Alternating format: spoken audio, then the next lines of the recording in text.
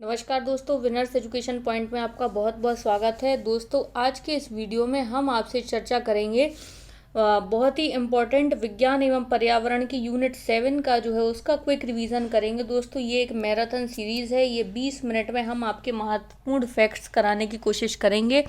Channel पर नए हो तो चैनल को लाइक शेयर और सब्सक्राइब कर लीजिए। साथ ही जल्दी जल्दी फटाफट रिवीजन कर लेते हैं। दोस्तों, सबसे पहले मैं आपके लिए सिलेबस बता देती हूँ कि यूनिट 7 में क्या क्या है।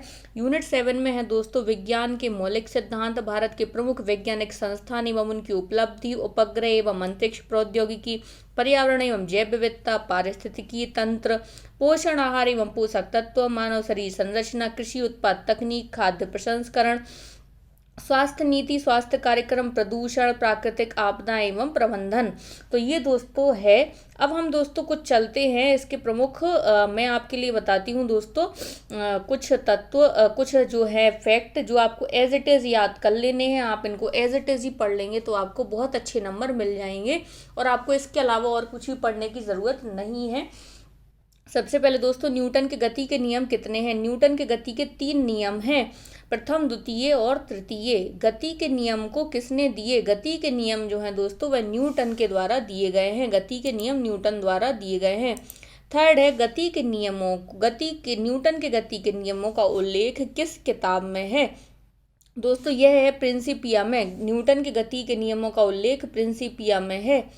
फिर है दोस्तों नेक्स्ट, यदि कोई वस्तु ब्रह्मावस्था में है तो ब्रह्मावस्था में ही रहेगी। यह कौन सा नियम है? यह दोस्तों गति का प्रथम नियम है कि यदि कोई वस्तु ब्रह्मावस्था में है तो वह ब्रह्मावस्था में रहेगी, और यदि कोई जो है स्थिर चलायमान अवस्था में है तो वह चलायमान अवस्था में ही रहेगी जब तक कि उस पर कोई बाह्य बल प्रयोग नहीं किया जाता है।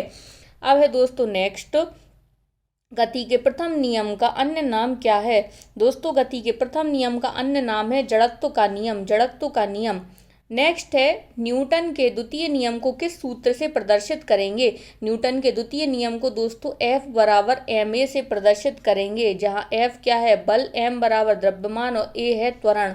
ए क्या है? त्वरण। नेक्स्ट, प्रत्येक क्रिया के बराबर और विपरीत प्रतिक्रिया होती है। यह कौन सा नियम है?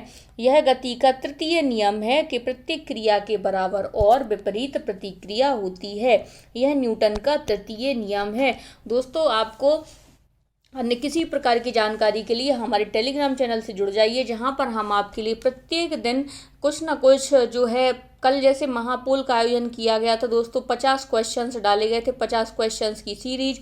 इसी प्रकार अगर आपका सपोर्ट मिलेगा तो रोज़ महापोल का आयोजन किया जाएगा अब एग्ज़ाम के कुछ दिन तक, और साथ ही साथ निःशुल्क कंटेंट भी प्रदान किया जा रहा है। साथ ही दोस्तों, डिस्क्रिप्शन बॉक्स में आपको Madhya Pradesh current affairs unit 9 और यूनिट 10 के नोट्स भी मिल जाएंगे, जिनको आप ले सकते हैं।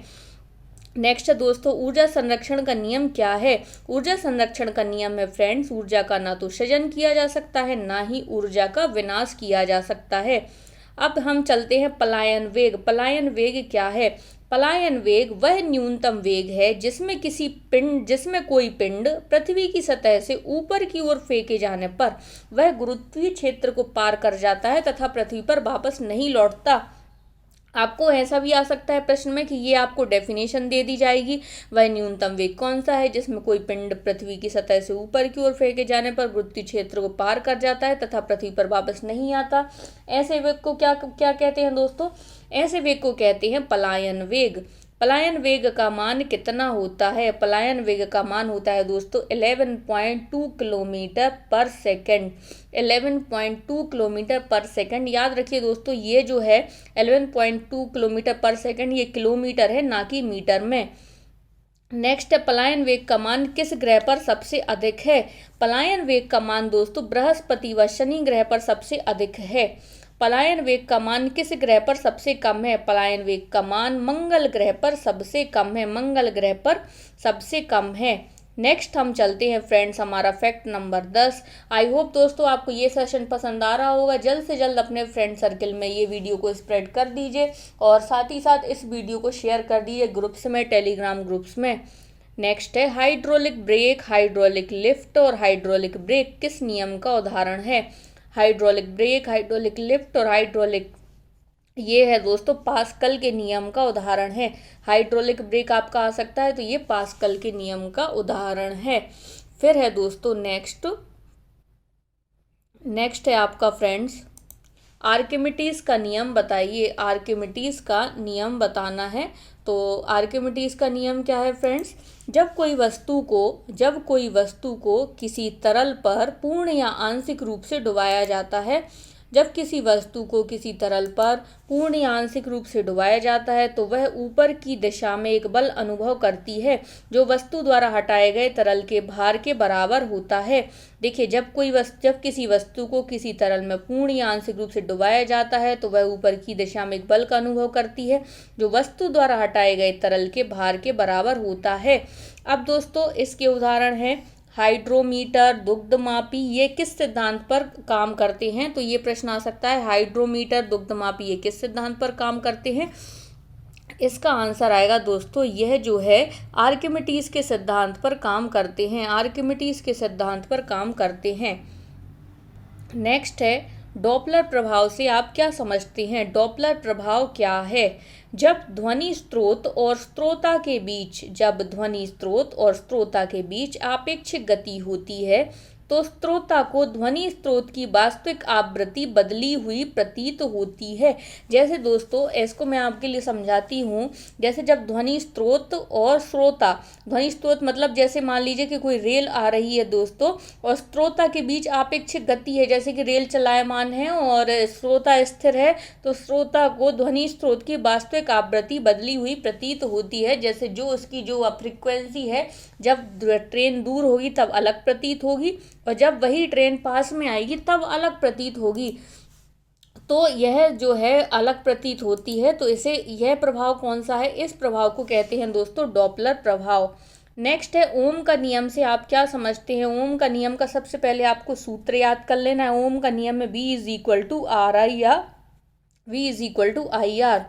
तो चालक के सिरों पर लगाया गया विभवांतर, उसमें प्रभावित विद्युत धारा की निष्पत्ति नियत रहती है। इसमें आप ये समझ सकते हैं, जब चालक के सिरों पर विभवांतर लगाया जाता है तो चालक के सिरों पर जो प्रतिरोध लगाया जाता है तो उसके मध्य एक नियतांक काम करता है। चालक और धारा के मध्य लगाए गए V, ऐसा भी आ जाता है V और अनुक्रमानुपाती R, और फिर ये है I धारा के मध्य ये नियतांक काम करता है। नेक्स्ट है फ्रेंड्स, मेंडलीव की आवर्त सारणी किस पर आधारित है। मेंडलीव की आवर्त सारणी किस पर आधारित है दोस्तों, यह है परमाणु भार पर आधारित। मेंडलीव की आवर्त सारणी परमाणु भार पर आधारित है। और मोसले की आवर्त सारणी किस पर आधारित है। मोसले की आवर्त सारणी परमाणु क्रमांक पर आधारित है। मोसले की आवर्त सारणी परमाणु क्रमांक पर आधारित है। नेक्स्ट है, कोशी का सिद्धांत किसने दिया। कोशी का सिद्धांत किस वैज्ञानिक द्वारा दिया गया। कोशी का सिद्धांत दिया गया स्वान एवं स्लाइडेन द्वारा। और यह सिद्धांत क्या है, कोशी का सिद्धांत क्या है फ्रेंड्स, यह है कोशिका जीवन की मूलभूत संरचनात्मक एवं कार्यात्मक इकाई होती है। कोशिका जीवन की मूलभूत संरचनात्मक एवं कार्यात्मक इकाई होती है। नेक्स्ट है, केपलर के ग्रहीय गति का नियम बताइए।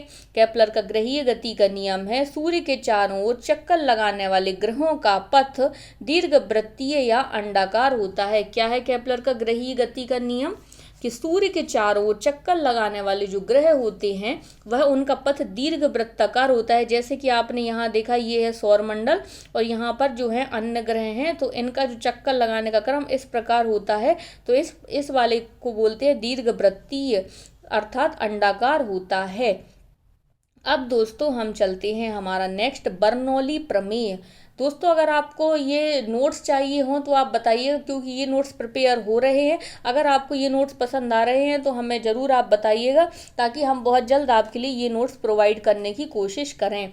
बर्नौली प्रमेय क्या है, जब कोई असंपीड्य द्रव या आदर्श द्रव किसी नली में धारा रेखीय प्रवाह में बहता है तो उसके मार्ग के प्रत्येक बिंदु पर इसके एकांक आयतन एवं एकांक द्रव्यमान की कुल ऊर्जा नियत रहती है। क्या है, जब कोई असंपीड्य या आदर्श द्रव किसी नली में धारा रेखीय प्रवाह में बहता है। दोस्तों याद रखना, धारा रेखीय प्रवाह का मतलब होता है सीधा सीधा प्रवाह। ऐसे प्रवाह में बहता है तो उसके प्रत्येक बिंदु पर एकांक आयतन एवं एकांक द्रव्यमान की कुल ऊर्जा जो है वह कांस्टेंट रहती है। कुल ऊर्जा कांस्टेंट रहती है। अब हम चर्चा करते हैं दोस्तों लैमार्कवाद पर। दोस्तों बहुत मेहनत लगती है ये तैयार करने में आप लोगों के लिए, तो कृपया कर जितने भी लोग ये वीडियो देख रहे हैं सभी लोग लाइक ज़रूर कर दीजिए और कम से कम अपने एक व्हाट्सएप ग्रुप में ज़रूर शेयर कीजिए ताकि हम बहुत जल्दी अधिक से अधिक लोगों तक अपना ये कंटेंट पहुंचा सकें। तो लैमार्कवाद क्या है? लैमार्कवाद की खोज किसने की? खोज करता है लैमार्क, और इन्होंने 1809 में यह सिद्धांत दिया था। इनकी पुस्तक का नाम क्या है? इनकी पुस्तक का नाम है फिलॉसफी जूलॉजिक लैमार्कवाद जो है इसमें उल्लेख है इस पुस्तक में। इसका सिद्धांत क्या है? इसका सिद्धांत है विकासवाद, और इसका मत क्या है? मत है दोस्तों उपार्जित लक्षणों की वंशागति का सिद्धांत। उपार्जित लक्षणों की वंशागति का सिद्धांत है लैमार्कवाद। अब हम चर्चा करते हैं दोस्तों डार्विनावाद की। डार्विनावाद की खोजकर्ता कौन है? इसके खोजकर्ता हैं डार्विन। 1859 में इन्होंने यह सिद्धांत दिया डार्विनवाद। इसकी पुस्तक है एक प्रकृति विज्ञान की समुद्र द्वारा विश्व की सैर तथा एक प्रकृति वैज्ञानिक की समुद्र द्वारा विश्व की सैर तथा प्राकृतिक चयन द्वारा जातियों की उत्पत्ति है। इनकी पुस्तक का नाम है दोस्तों, जब ये पुस्तक आएगी तो आपका राइटर का नाम क्या लिखना है? डार्विन। और इनका मत क्या था? इनका मत है दोस्तों प्राकृतिक वर्णवाद। और इनका सिद्धांत कौन सा है? इनका सिद्धांत है विकासवाद सिद्धांत इनका यह सिद्धांत है। तो यह दोस्तों डार्विनवाद का सिद्धांत इम्पोर्टेंट है, लैमार्कवाद का सिद्धांत इम्पोर्टेंट है। और दोस्तों इसी प्रकार अगर इस वीडियो पर 500 व्यूज़ आ जाते हैं तो आपको इसी के पूरे पार्ट आप लोगों के लिए प्रदान किए जाएंगे वैज्ञानिक मौलिक सिद्धांत के, और यूनिट 7 का पूरा आपको वीडियो के माध्यम से ही पेपर के पहले कवर करवा दिया जाएगा। तो इस वीडियो का टारगेट है 500 लाइक और 500 व्यूज़। तो दोस्तों thank you for watching. Please join Telegram channel.